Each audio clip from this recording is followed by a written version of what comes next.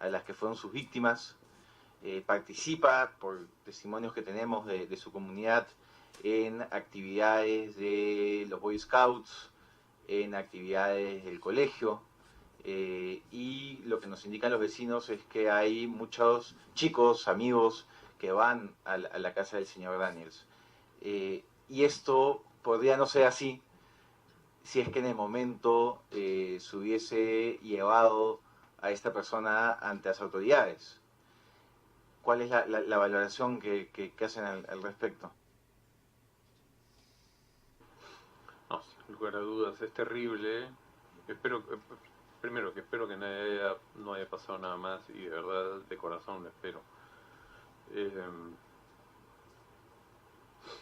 Segundo, hemos tratado de, de reparar de la mejor manera posible esta situación, eh, no solo avisando a las autoridades eh, civiles, eclesiásticas de Illinois, donde él vive, sino que Kathleen McChesney, que fue FBI y que tenía los contactos en las distintas oficinas de Chicago, eh, hizo seguimiento de alguna manera, digamos, y fue y le tocó el timbre al señor Daniels y ella lo, lo carió delante de su esposa. O sea, se sentaron los tres a hablar y le dijo el señor Daniels, usted tiene testimonios en su contra en el Perú de esto, de esto, de esto, de esto, de esto, para que su esposa supiese cuál era, quién era este señor, digamos, ¿no? Detalles y matices de cómo reaccionó, evidentemente él negó, lo que fuera, pero se avisó a todas las autoridades, y sé que los vecinos después se enteraron por algunas publicaciones que se hicieron de Chicago Tribune, creo. Eh, pero sí, es lamentable que hay una persona que es que potencialmente puede poner a riesgo estando entre comillas así, ¿no? Yo ahí sí quisiera Adelante. hacer una precisión, señor congresista, no con el ánimo de aminorar la responsabilidad, porque ciertamente se pudo haber manejado esta situación de otra manera, pero creo que es prudente también contextualizar estos hechos. El manejo de los delitos sexuales en la historia de nuestro Código Penal vigente ha ido mutando en el tiempo. Por la época, y algunos de los que tenemos un poco más de edad y formación legal lo podremos advertir. De hecho, cuando yo pasaba por la universidad, eran delitos de acción privada, donde si no se contaba con la autorización de la víctima o sus representantes, uno no podía activar la denuncia por delito sexual. De hecho, claro, esto ha ido evolucionando porque los criterios o el bien jurídico protegido también ha ido ampliándose, y hoy día lo que yo protejo es una integridad sexual antes que el honor de la víctima, ¿no? Entonces, en esa época, cuando se producen estos hechos, la posibilidad que tenía uno como institución o persona que tomaba conocimiento del hecho no es la que se tenía en esa época. Simplemente para ver en el tiempo cómo debió haberse procedido. De hecho, se pudo haber hecho mucho más, pero no precisamente ir a denunciar un hecho ante un tribunal, ¿no? Le agradezco la contextualización y cuando deseen hacer esas precisiones, creo que ayuda mucho al testimonio. Eh,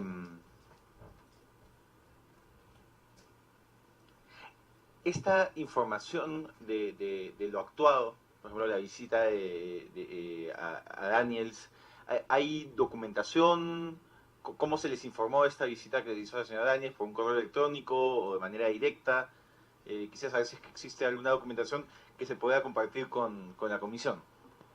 Sí, yo sé que hay alguna información de registro de las cosas que hicieron Daniels, algunas se la entregué el día martes.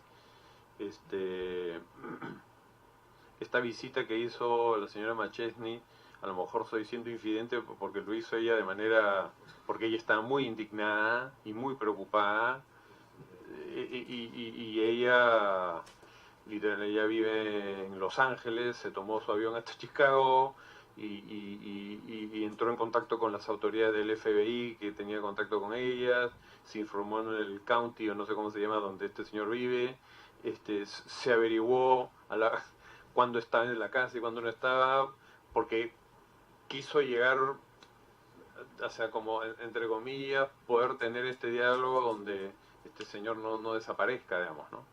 Entonces, yo sé que tocó ahí el timbre cuando sabiendo que él estaba ahí y se pudo dar este diálogo, pero como le digo, a lo mejor estoy cometiendo una infidencia. Yo sé que ella me lo comentó porque ella me dijo, mira, quiero que tú sepas y tengas la tranquilidad que he hecho esto.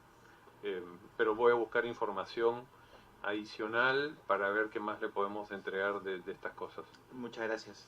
¿Y ha habido algún tipo de contacto del señor Daniels con el sodalicio o algunos de sus integrantes dentro de lo que usted tenga conocimiento desde el momento en el que sale del país hasta la fecha?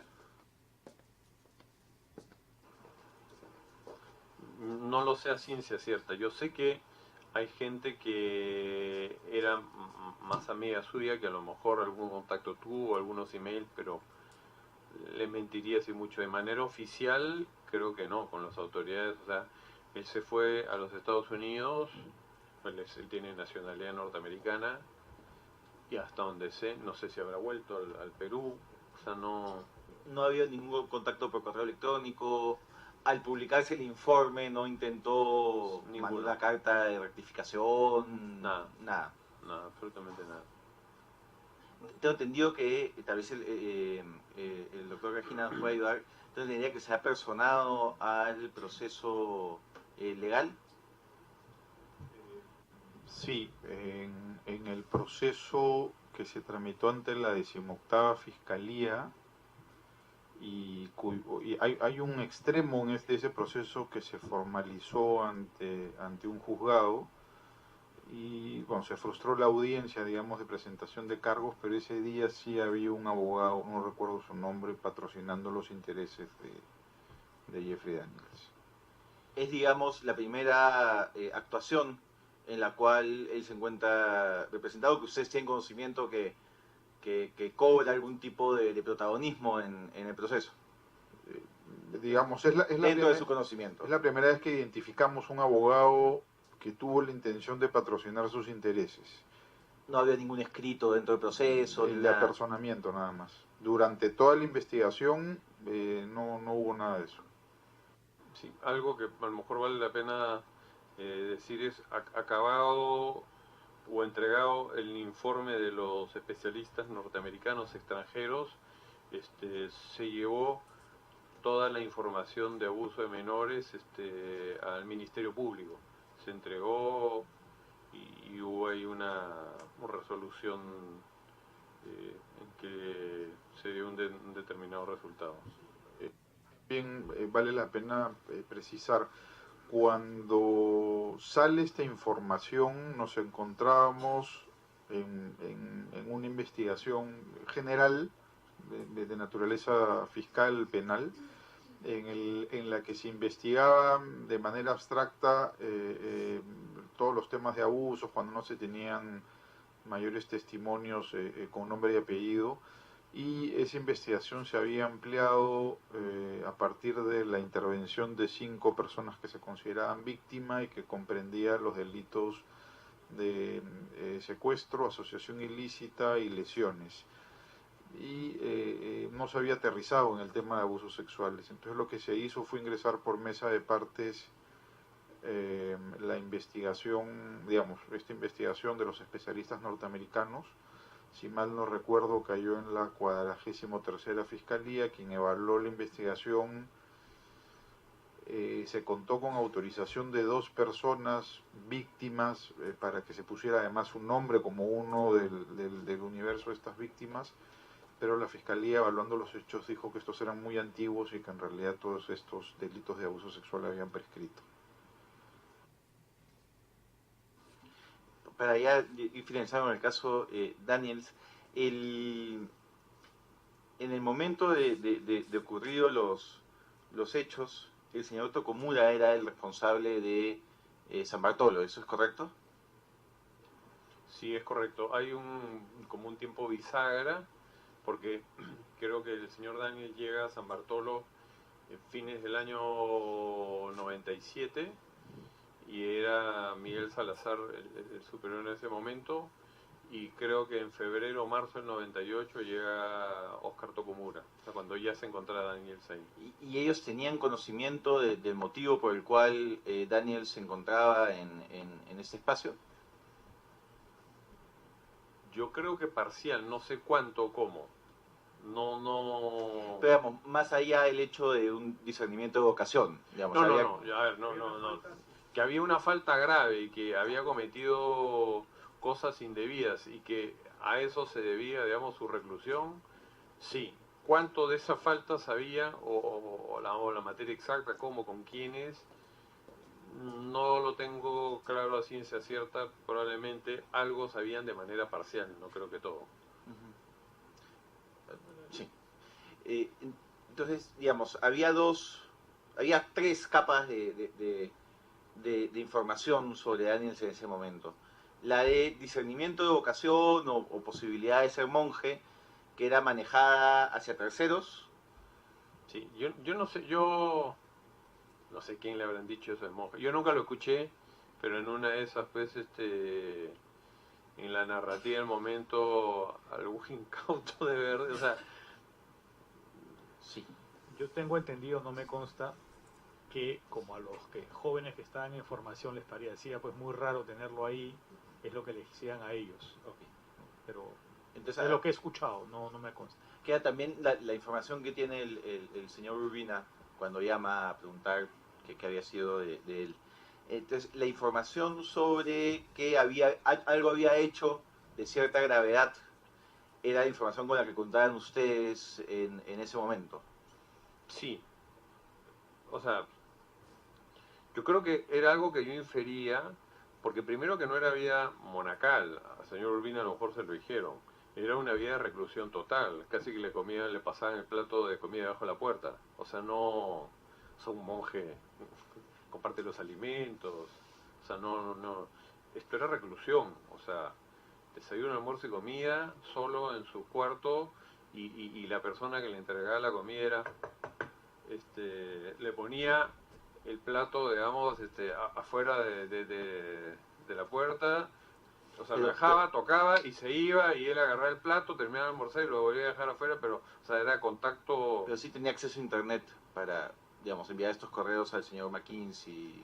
A lo mejor se lo daban por horas, exprofeso. Recordemos que el año 97 todavía el acceso a internet, o sea, el wifi, esa cosa no existió, era por la vía telefónica, el módem y esas cosas, entonces no sé cómo habrá sido, porque no era tan fácil como hoy. De lo que yo me acuerdo en esa época, casi que si a uno le levantaban el teléfono se cortaba el mail, o sea, no, Sí. o sea, uno escribía los mails y se conectaba y los mandaba. Entonces, digamos, retomando, en esta segunda capa de algo había hecho y grave y un castigo, era donde ustedes se encontraban. Sí, o sea, a ver, o sea, estaba Luis Fernando Figari, que era el superior general, Doig, que era su vicario, Germán Mackenzie, que era el superior del Perú, el regional del Perú, perdón, y Oscar Tokomura, que era el superior local o de la casa o del centro de formación. En el caso de Tokomura le dan órdenes específicas, mira, este tipo ha hecho cosas muy serias y la política con él es 1, 2, 3, 4, 5. Y tienes que cumplirla. Los que visitábamos eventualmente el centro de formación, porque vivíamos en el extranjero y veníamos y queríamos visitar a los muchachos, etcétera, sabíamos que ese era el régimen de Tokomura, y yo lo que de Daniels, y lo que yo infería, o casi de diálogo de pasillo, porque Claro. no sé, ya para esa época creo que el cuento del monje yo no me lo tragaba y decía, algo tiene que haber pasado. Pero no preguntábamos, no sabíamos, sabíamos que podía haber sido algo delicado, pero hasta ahí llegamos. No sé qué habrás pensado tú. Yo dije, yo lo que pensé es, algo habrá pasado. Yo sé que, pero nunca nada semejante a esto. Yo me imaginaba otras cosas en realidad, pero no Y es. ese era un poco el rumor o el chisme, yo sí me acuerdo, que decían que había tenido algo con una mujer casada. Pero seguramente a alguien se le ocurrió y al segundo decía es efectivamente y al tercero ya era, pues lo había visto. ¿Conocen de algún otro caso dentro de la institución que se haya actuado de esa manera? ¿Alguien que haya sido recluido con condiciones parecidas a la de Jeffrey Daniels? No que sepa.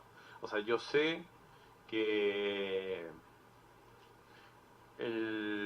donde Luis Fernando vivía, el centro San José, que era una casa como ampliada, había un régimen particular, o sea, las personas salían acompañadas, etcétera.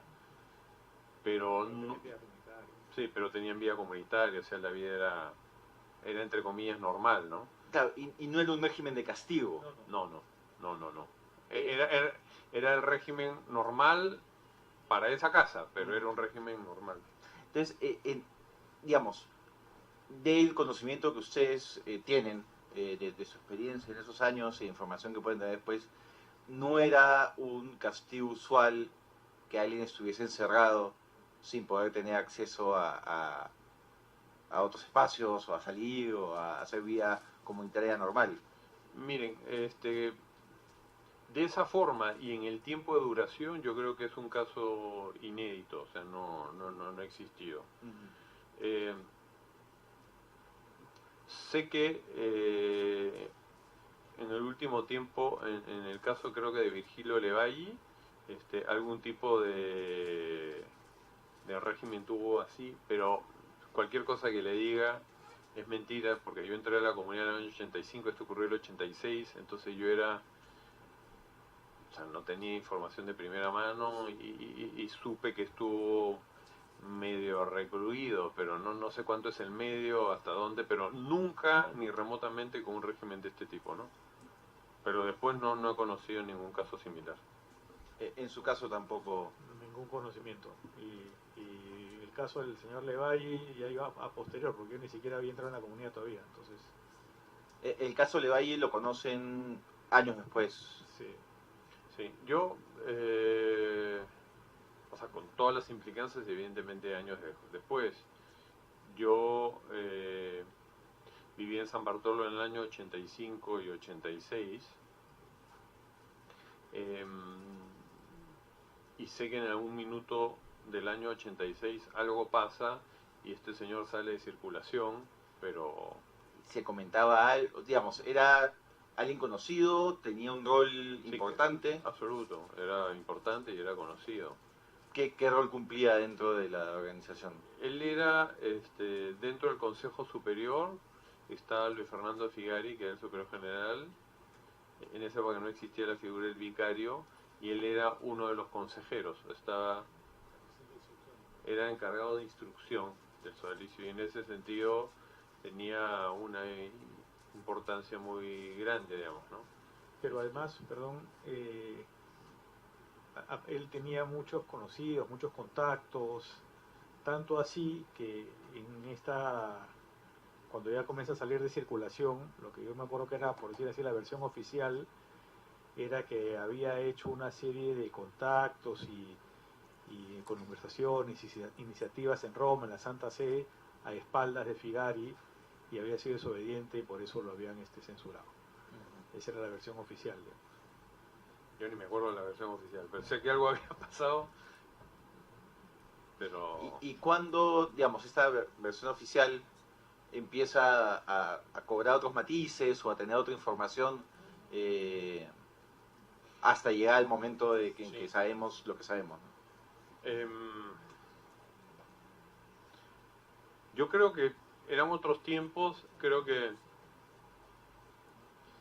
en el año 87 o 87, cuando Virgilio Ceballos se va, al poco tiempo como que desaparece el imaginario, se fue, sabemos que se casó, y que algún contacto hubo después con él y no digo que vuelva a ser cercano al sodalicio, pero creo que se normalizaron las situaciones y hasta donde yo me acuerdo nunca más se volvió a hablar de él. Yo no he vuelto a hablar de él hasta ya hace poco, digamos, ¿no? O sea, pasó algo, se fue y ya está. O sea, no...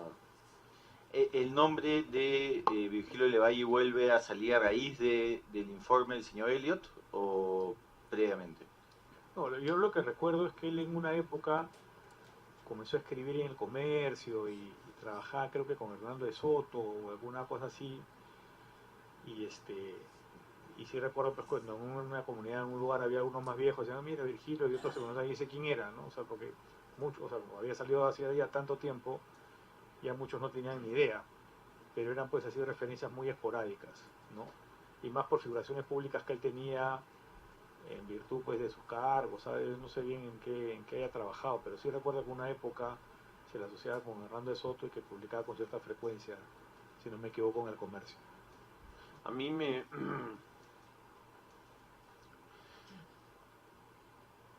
Alrededor de la publicación del libro de Pablo Gás y Pedro Salinas, me buscó una persona, no tengo claro si fue víctima o no, a contarme, digamos, de la situación que había vivido o información que tenía alrededor, digamos, de Levalle, ¿no? Me lo dijo de manera personal, privada, y no con el afán de que haga una investigación o denuncia, sino muy preocupado de que su nombre pueda salir publicado, digamos, de manera periodística, porque esta persona tenía familia,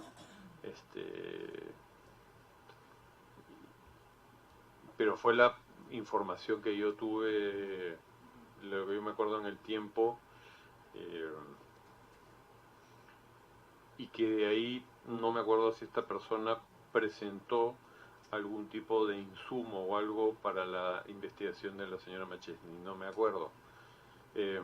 Pero fue la primera información que yo volví a tener después de años, ¿no? Que fue fines del 2015 o inmediatamente después de la publicación del libro o poco antes, pero en ese entonces. ¿Y ha tenido algún contacto con el señor Levalle, alguna comunicación a raíz de la presentación del informe del señor Elliot? Envió una carta, me dirigió una carta después del informe, que como dijo Claudio hace unos días, tenía un tono, no sé si decir amenazante, tenía un tono de ese estilo. O sea, yo sé que así como me escribió esa carta, creo que le escribió una carta también similar a Kathleen Machesney, que es la que firma y hace el informe, y sé que Kathleen le respondió, y hasta donde me acuerdo me dio copia de esa respuesta para que yo esté informado.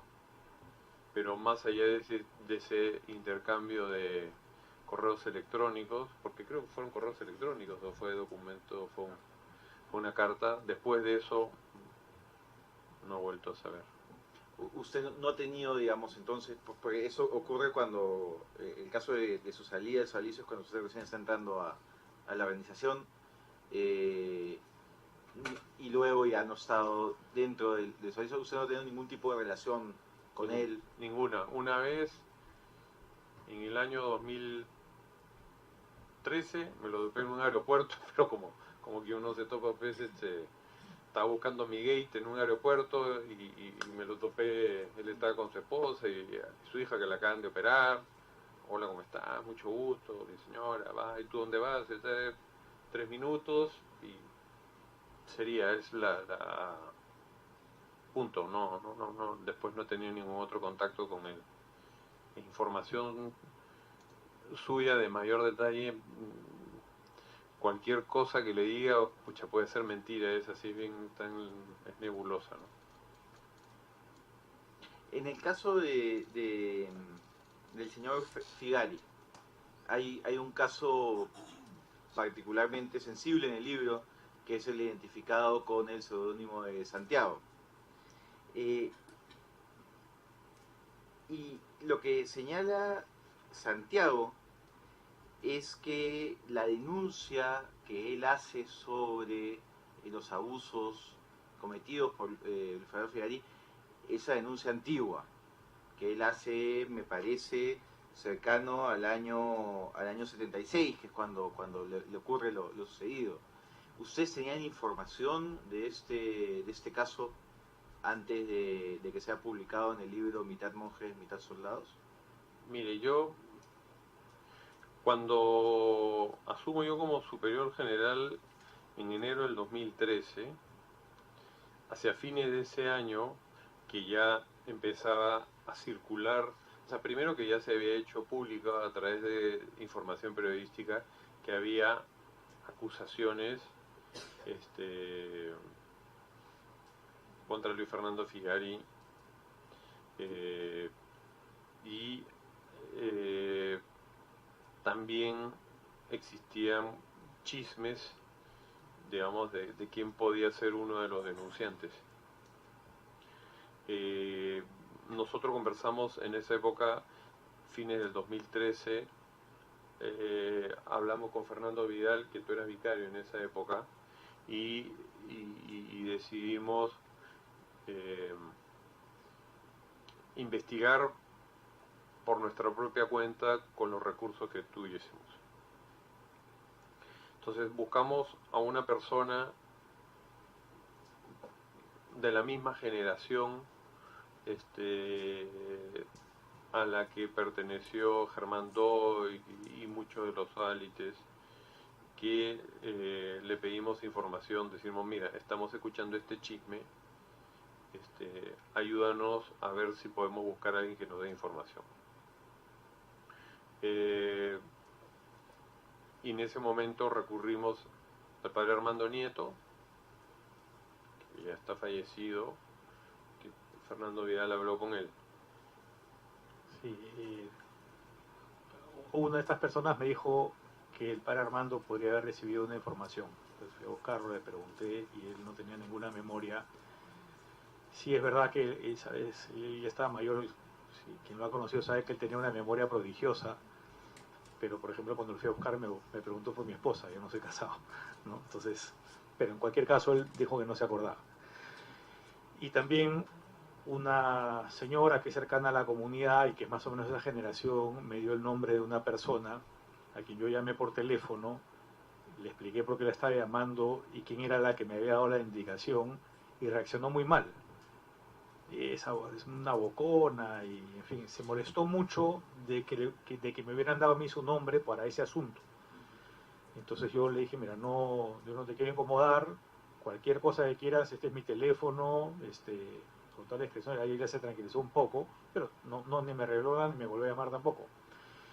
Hay que decir también que nosotros estábamos ahí aprendiendo, digamos, y buscábamos mucha orientación de cómo proceder, porque también después de que se revelaron las cosas de Germán Doig, naturalmente también nos preocupamos de que otras personas pudieran haber sido afectadas, pero no sabíamos mucho cómo proceder.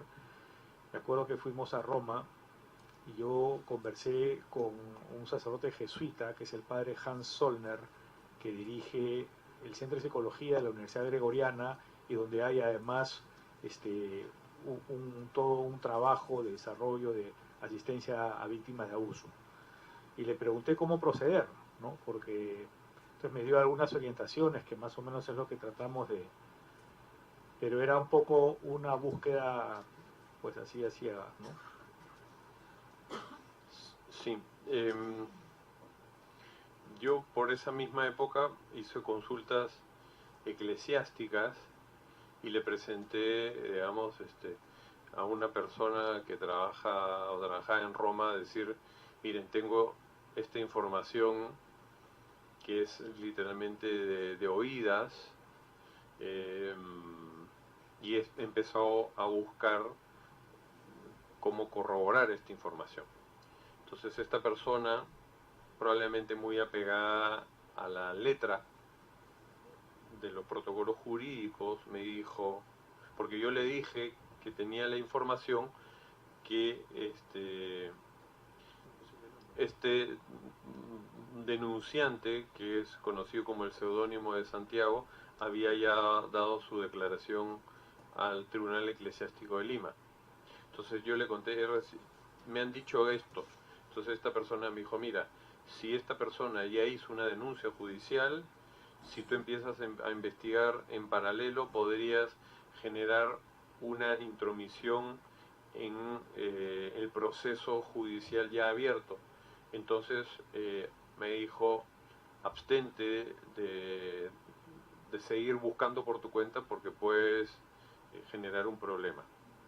Y me he abstenido de eso, de esa búsqueda que habíamos iniciado el 2013,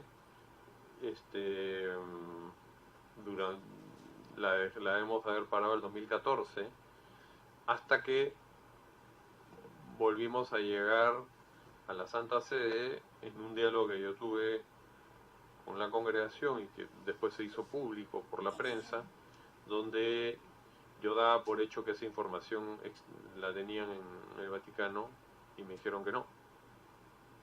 Entonces cuando me dijeron que no, yo estaba con el señor Ambrosi, que conocía o suponía quién era esta persona, y él fue el que se contactó directamente con él diciéndole, mira, estoy en Roma, me han dicho esto, sé que tú probablemente estarías dispuesto a entregarme tu testimonio, y ahí fue que nos entregó el testimonio y lo entregamos. Pero esa fue la historia con respecto, digamos, a Santiago, ¿no? Santiago tiene un blog en el portal La Mula. No sé si han podido... ¿Perdón? Perdón, sí, yo he visto una entrada nada más, no sé si hay... Ha publicado una hace poco, el 28 de octubre, donde señala que Monseñor Eguren, que era en ese momento la persona guía espiritual probablemente, digamos, una persona con la que tenía relación, conocía de lo que le había ocurrido con Figari. Entonces tomó conocimiento de lo que había sucedido con Figari luego de que ello sucediera. ¿Ustedes tenían o tienen algún conocimiento sobre el contenido de esta afirmación?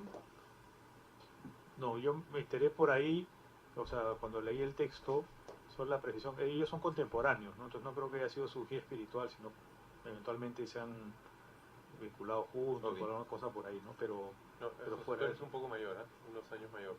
Yeah. Santiago declaró en el marco de una de las investigaciones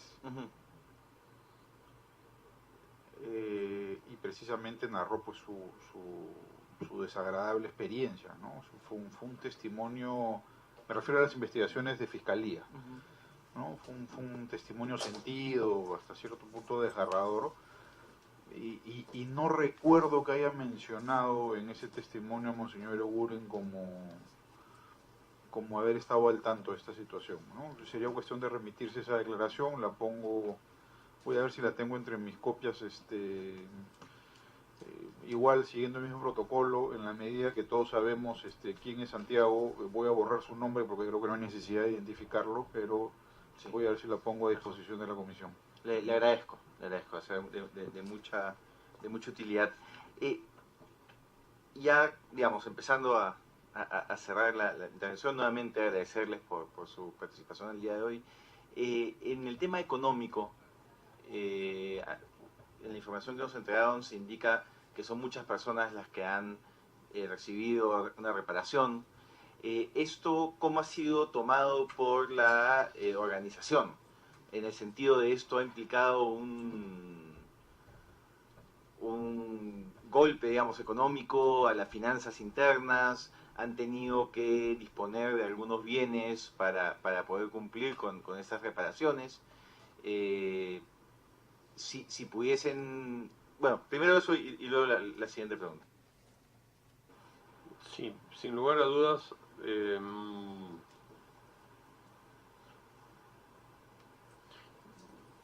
creo yo que siempre es muy polémico y ha sido polémico ponerle cifra al dolor, a las experiencias, etcétera. Y desde ese lado, y desde el lado económico, ha sido polémico dentro y fuera, o sea, del instituto. Sin lugar a dudas, para poder afrontar estos gastos de este proceso ha significado un fuerte costo para el instituto, y que para poder enfrentarlo estamos aquí todavía, digamos, con el pasivo eso, tratando de achicarnos, vender activos. Entonces no ha sido fácil, y es complejo, ¿no?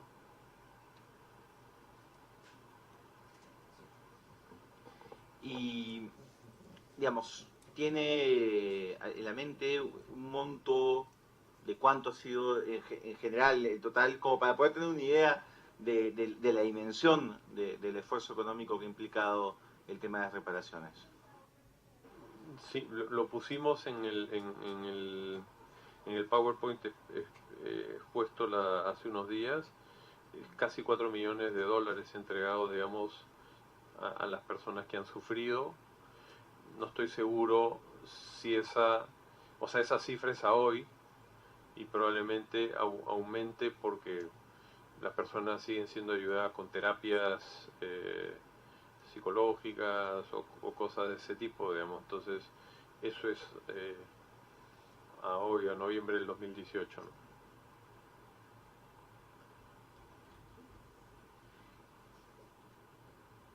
Varias personas que han dado su testimonio indican que los aspectos económicos de la organización los ve el padre Jaime Bertel. ¿Cuál es el rol del padre Bertel dentro del sodalicio? El padre Jaime Bertel colaboró en el organismo económico de temporalidades, como nosotros le decimos, hasta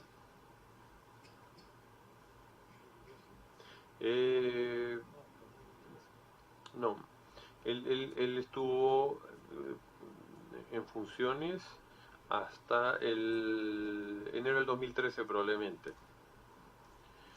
De esa fecha a hoy, su participación y su injerencia, por decirlo de alguna manera, ha ido disminuyendo. A hoy podemos decir que es ninguna, digamos, ¿no? ¿Sigue siendo parte del sodalicio? ¿O? Sí, sí. Sí, sí. Jaime Bertel es miembro del Sodalicium, pero ya no tiene ninguna función administrativa, digamos, en la estructura, digamos, de manejo económico o de temporalidades. ¿Cumple algún rol asignado en estos momentos? O sea, él vive en Colombia, en la comunidad allá, es sacerdote, tiene trabajos ministeriales allá, y apoya, digamos, el movimiento de vida cristiana, personas, pero como confiesa, celebra Eucaristías y tal, ¿no?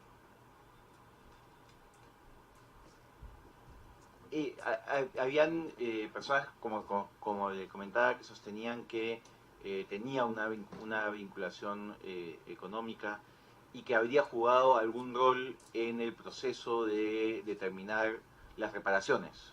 ¿Él formó parte de este proceso del cual conversamos en la sesión anterior? No, ninguno.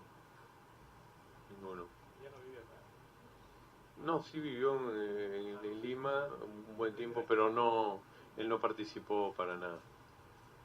Una fuente de información para el tema de denuncias muy visible es la del blog de Martín y Joig, las líneas torcidas. la primera pregunta sería, ¿usted siente que la información que se recoge ahí es información fidedigna o verosímil, o qué valoración le merece este espacio? Pucha, hay mucha información ahí, muchísima. Hay alguna que es, creo yo,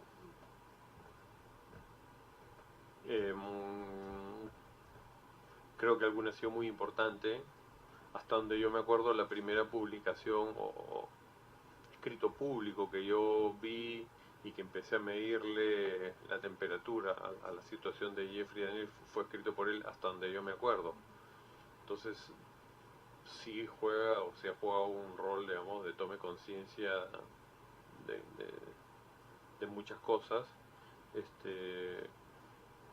Pero bueno, escribe de manera muy variada de distintos temas, digamos. Entonces creo que ha sido una fuente importante de información, sí, sin lugar a dudas, ¿no?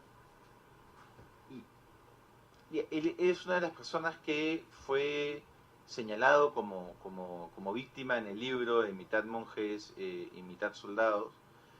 Luego también en la comisión de Justicia y Reconciliación. Sí, de Justicia y Reconciliación, pero luego no es considerado por el informe Elliot.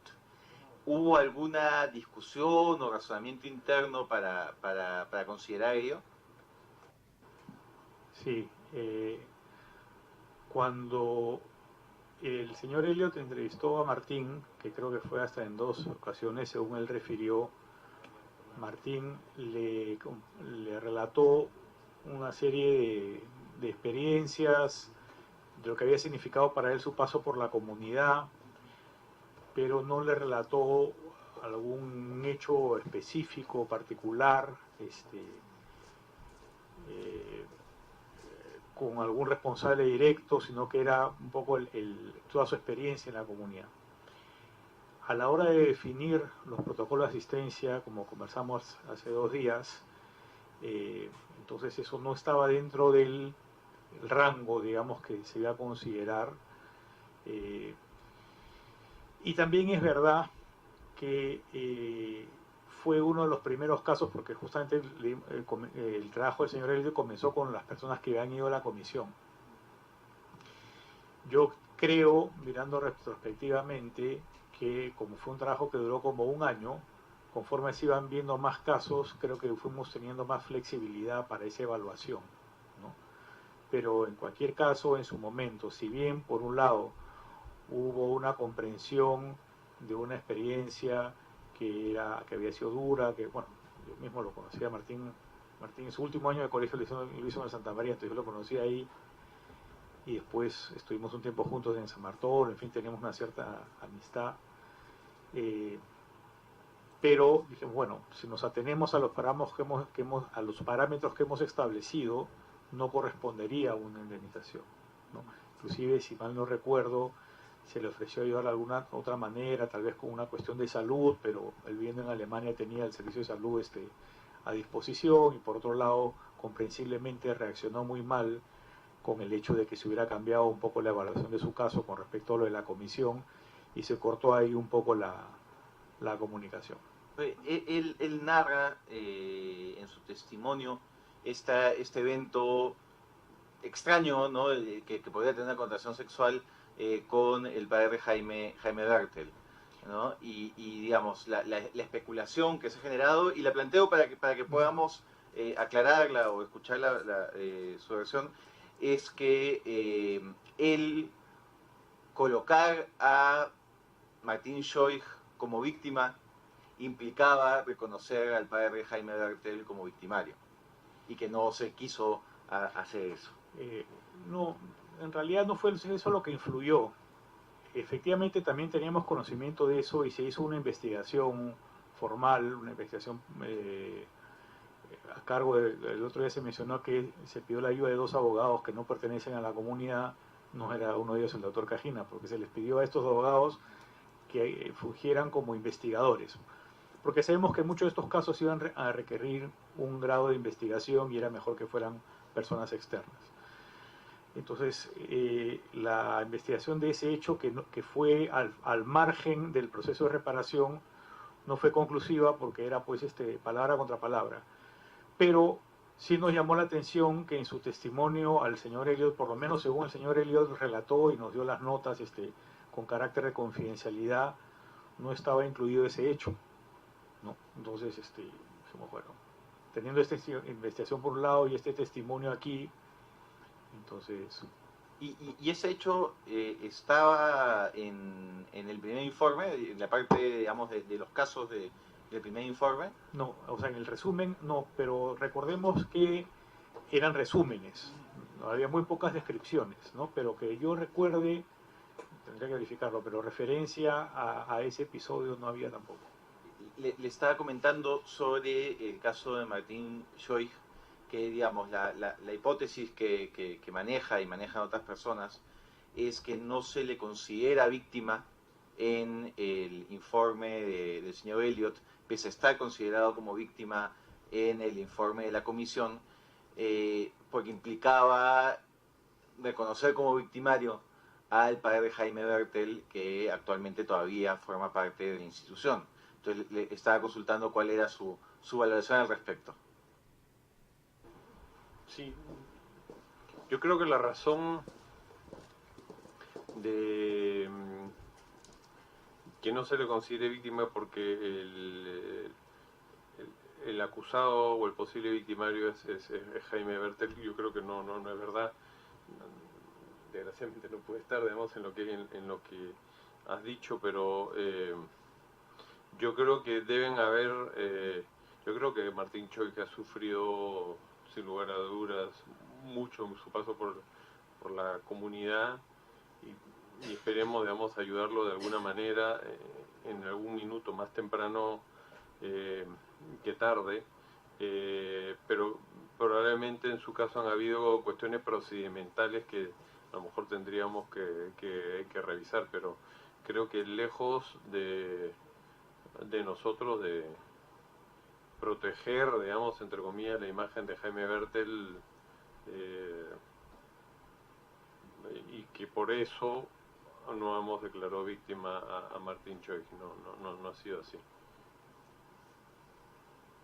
Eso es lo que pienso. Gracias. Un tema, ya estamos en cierre, porque sé que digo eso constantemente, pero ahora sí estamos en las últimas consideraciones. Se mencionó el día miércoles en la sesión que tuvimos que no había, digamos, una indicación respecto a enviar al psiquiatra a personas que pudiesen mostrar una tendencia o una inclinación homosexual.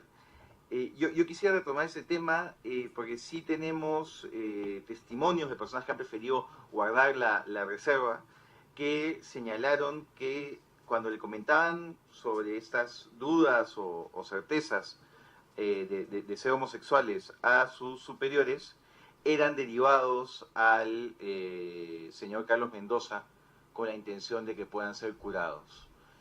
¿Ustedes tienen información sobre este particular? No la tengo, ni la he encontrado en los archivos, o sea, no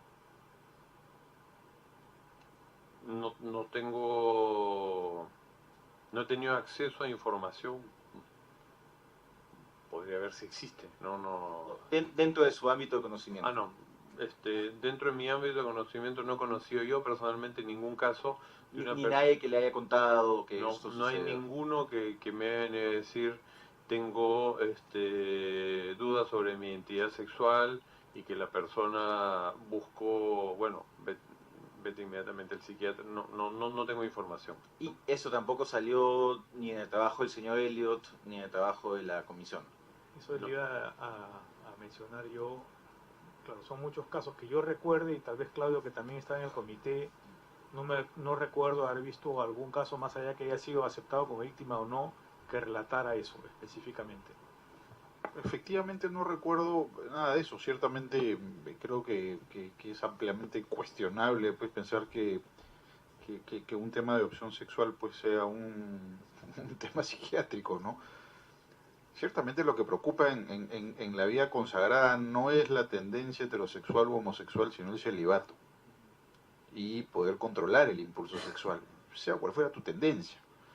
Pero no recuerdo que hayamos tenido que evaluar algún tema como el que nos indica. Y dentro de eso, para tratar de entender el contexto, que como hemos señalado es tan importante, en el tiempo que han llevado en el sodalicio, en el momento de formación o luego, ¿había algún tipo de narrativa en torno a la posibilidad de curar o rectificar a alguien que pudiese tener una orientación sexual homosexual? Como le explicamos el otro día, en realidad toda la dimensión afectiva y sexual es un tema que se trabajó muy poco en el ámbito formativo. Yo no sé si era por suponer pues que ya el joven que entraba sabía todo lo que tenía que saber no sé bien por qué, pero no se trató. Cuando más recientemente se ha ido incorporando, lo primero que se ha hecho es recurrir a la enseñanza del catecismo, a las orientaciones de la iglesia para el momento sobre todo el discernimiento inicial, la formación, ¿no? Pero también como le explicábamos otro día, digamos, nuevo plan que es, cuyo ejemplar le hemos entregado, todavía requiere de mucho material de soporte, ¿no?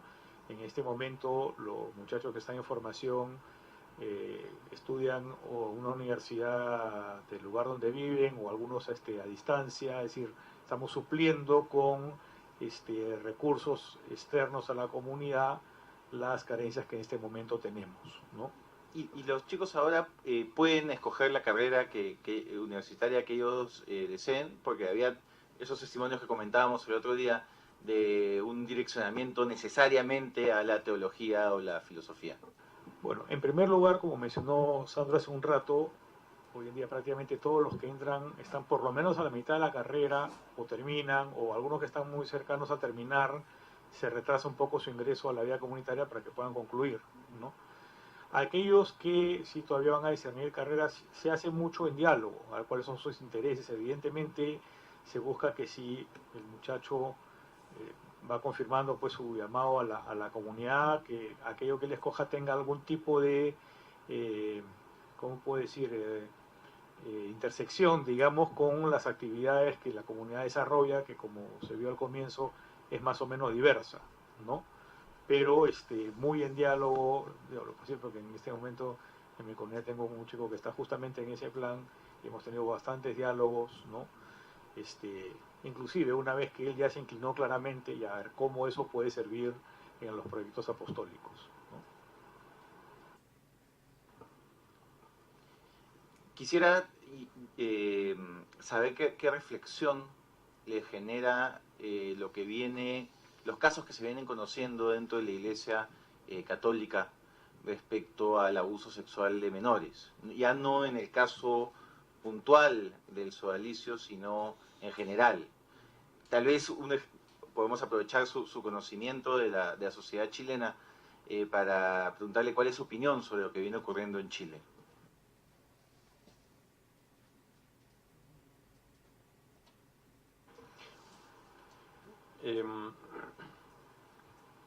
Mire, yo creo que el tema el tema y la conciencia de los abusos sexuales a menores es un tema que ha despertado con mucha conciencia en la vida social en los últimos años y probablemente durante mucho tiempo estuvo oculto. Y parte de esa sociedad es la iglesia. O sea, creo que... Y hemos tenido hábitos sociales, en el sentido amplio de la palabra, y eclesiales, que desgraciadamente, y mentalidades, que desgraciadamente han podido ser no solo caldo de cultivo para que eso ocurra, sino también caldo de cultivo para impunidad. Y que hoy día la Iglesia está tomando conciencia de ello. Yo creo que el problema que hemos tenido como institución, como Sodalicium, el problema no es el Sodalicium solo, oh, mira lo que les ha sucedido a ellos, porque hoy día vemos que el problema es mayor. O sea, nosotros somos parte de un problema mayor. Ha ocurrido en México, en Santiago de Chile, en Boston, en Europa, en distintos... O sea, creo que hoy día es algo que hay una toma de conciencia general. Creo yo que esto debe ayudar a que la Iglesia tome conciencia de que tiene que tomar un cambio muy potente y radical. Muy potente y radical. Creo que esto nos va a ayudar si es que tomamos conciencia y tomamos las medidas necesarias a que seamos más cristianos. Y que para poder serlo, como iglesia tenemos que vernos expuestos y sufrir a esto, al escándalo, al escarnio, a la censura pública, a la pérdida de credibilidad. Y está bien, eso es lo que tiene que haber. No está bien que haya ocurrido, está bien que tiene que haber. Porque creo que eso va a ayudar a la sociedad y eso va a ayudar a la iglesia. Y la iglesia tiene que tomar un cambio, digamos, ¿no? Como todo cambio hay sustos, hay miedos, hay temores, temores a que paguen justos por pecadores, de quién fue culpable. Pero eso tiene que ir pasando a un segundo lugar para entender el problema de fondo y tomar correctivos y cambiar todo, ¿no? Creo yo que en ese sentido la iglesia en Chile está sufriendo un tiempo muy complejo, pero que pienso que va a ser muy saludable para la renovación de la vida de la iglesia en Chile. Porque no solo esto va a significar cambios en la formación, cambios en la mirada, cambios en la perspectiva, descubrir cómo la iglesia tiene todavía algo que decir a la sociedad, pero para que lo diga tiene que tener cambios mucho más fuertes, ¿no? Entonces, creo yo que la iglesia chilena está en un proceso positivo de hacerlo. Está en pleno, está muy revuelta en este momento, pero que está bien que ocurra y que creo que las crisis son una oportunidad de mejora. Lamentable que esta crisis se dé con el sufrimiento de tantos y del escándalo, porque ese es otro ángulo, ¿no? Porque es escandaloso, es vergonzoso que alguien que supuestamente ha consagrado su vida a Dios para ayudar a los demás, abuse o encubra. O se haga de la vista gorda, ¿no? Porque creo que el encubrimiento es una palabra que también es muy técnica judicialmente hablando, o sea, tiene referencias muy específicas. O mirar para el lado para no darse cuenta de lo que haya sucedido. Por otro lado, creo que también esto debe ayudar a la toma de conciencia de la autoridad y el poder en la iglesia. La letra está clara. Para nosotros el modelo del que dirige la iglesia es Jesucristo, que él mismo dijo que el primero entre ustedes sea el primero en servir, que todo puesto de autoridad es un puesto de servicio, pero no ha siempre sido así. Entonces hay que ir procurando que todas aquellas comodidades o prebendas que pueda traer un puesto de poder o de servicio tengan, digamos, tiempos acotados. O sea, tiene que existir una regularización de eso para ayudar a que estas cosas no se vuelvan a repetir. Somos conscientes de una de las cosas que permitió que Figari haga lo que ha hecho, eso fue que estuvo 40 años como superior general. 40 es una vida. Entonces, yo creo que eso no es sano. Ni para un instituto, ni para una persona. Entonces, creo yo que como iglesia y como sociedad estamos en un periodo complejo, pero que espero que a la larga sea positivo, ¿no? Yo por lo menos en ese sentido,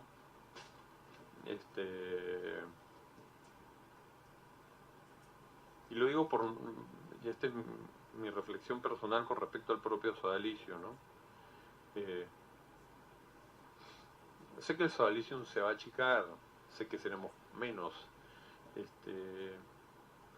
pero bueno, yo le consagré mi vida a Dios no para pertenecer a una institución poderosa, fuerte o grande, sino para servirlo.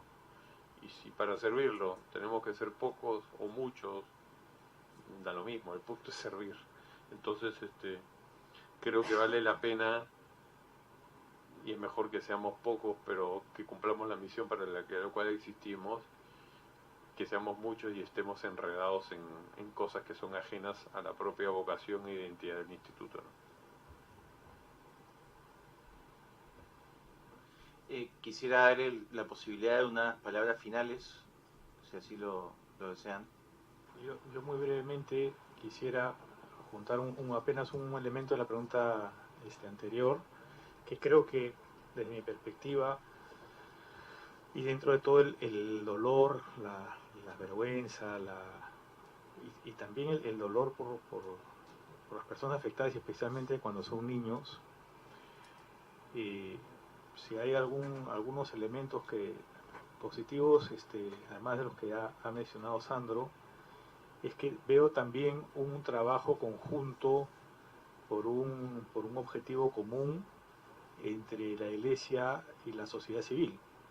Por ejemplo, esta comisión, pero hay muchas iniciativas, a veces han sido un poco más ásperas tal vez, otras veces han fluido bien, pero creo que eso es muy saludable para ambos. Y apoyándome en ese comentario, mi palabra final sería simplemente para agradecer nuevamente, porque me uno totalmente al sentir de Sandro. Creo que ha sido una oportunidad para nosotros como institución, pero lo digo también a título personal, muy buena para poder compartir nuestra experiencia en medio de toda esta situación tan dolorosa, tan vergonzante y también tan compleja, ¿no? Creo que es la primera vez en estos 3 años que yo personalmente por lo menos experimento la posibilidad de eso, ¿no? De decir con el corazón en la mano qué cosa piensa uno, cómo lo ha vivido, qué cosas no sabe también, qué dudas todavía tienes del futuro, pero bueno, poderlo compartir.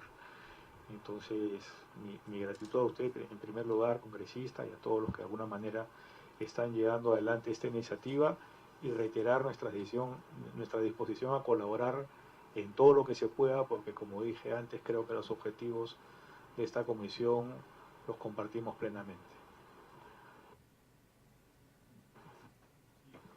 Yo, muy breve, yo conocí al Sodalicium a partir de esta experiencia profesional, y en el camino también he ido descubriendo la verdad, o la hemos ido descubriendo juntos, porque cuando empezó este trabajo teníamos una visión muy acotada de la problemática, y en lo personal ha sido muy gratificante. Ratifico lo que dice Fernando, es la primera ocasión que creo que sentimos todos que ha habido la posibilidad de transmitir lo que pensamos, lo que sentimos, lo que hemos ido descubriendo y cómo miramos el futuro.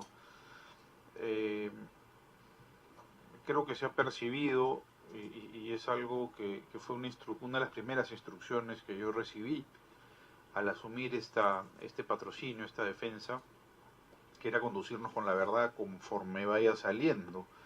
Se recordará que cuando empieza este proceso, empieza con el libro de Paola y Pedro, con seudónimos, y desde una óptica legal con eso era muy poco lo que se podía hacer. Todas las pruebas que se han ido aportando a los procesos de investigación han sido pruebas generadas por el propio Sodalicio. El informe de la primera comisión, el informe de la segunda comisión, son hoy día armas que sirven de alguna manera para mostrar la verdad que nosotros hemos ido descubriendo, pero también por otro lado para atacar a la propia institución. Y de alguna manera sí quiero, y creo que lo hemos transmitido ahora en esta ocasión y el martes pasado o el martes último, que más allá de la vergüenza, el dolor y de las cosas duras que dicen estos informes, la instrucción que recibí yo en su momento y con la que asumí el reto de este patrocinio es conducirnos con la verdad. Creo que hemos tratado de transmitir en estas sesiones la mayor transparencia posible. Ciertamente, quizás en el camino algún error hemos cometido. Quien nada hace no se equivoca, pero nosotros estamos tratando de salir al encuentro de víctimas, salir al encuentro de una reconciliación, de una sanación. No descarto que en el camino nos hayamos equivocado, pero por lo menos creo que ha habido un intento sincero de estar y poner a las víctimas en una mejor posición de las que estaban antes de iniciar este proceso. Muchas gracias por la ocasión y la verdad que ha sido grato colaborar con ustedes en este proceso y sigan contando con nosotros para lo que sea necesario.